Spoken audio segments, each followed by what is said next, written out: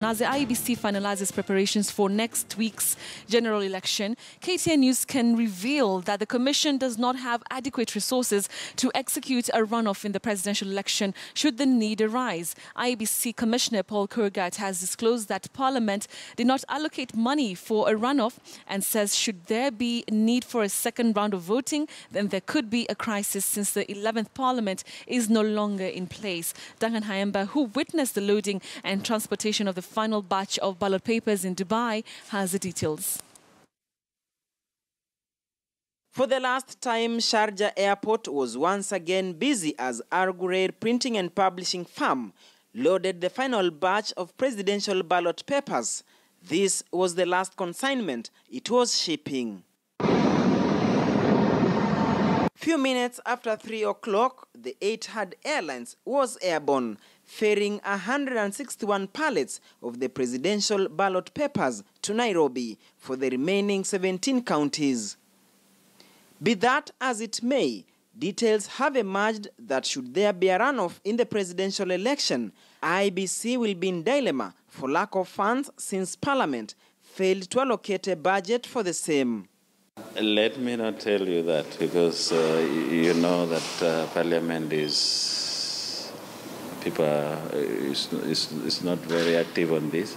So we'll need Parliament again to ask for money. So let's not go there, because it will be expensive. It seems that IEBC has fingers crossed that a clear winner emerges in round one. We want to do this on round one. If we do round two, it will be expensive for the taxpayer and the country in general.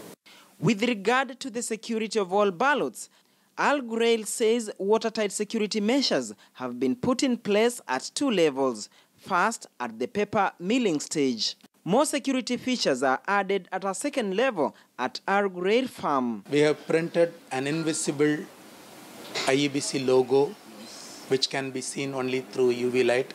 We have added a gouache pattern, which is normally used for currency papers. And we have printed anti-copy patterns, which will reflect copy when you take a photocopy. The longest ballot paper will be 98 centimeters, almost 1 meter, for Nabiso Ward in Kiminini constituency, Trans Nzoia County. A ballot paper that will have 28 candidates, while the widest ballot paper is for Borabu Chitago Ward in South Mugirango, Kisii County.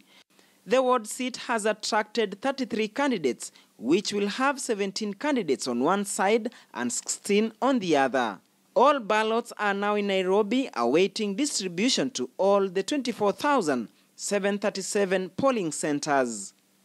The arrival of the final batch of ballot papers in Nairobi is a confirmation that for IEBC, it's now all systems go. Duncan Hayemba, KTN News, Dubai.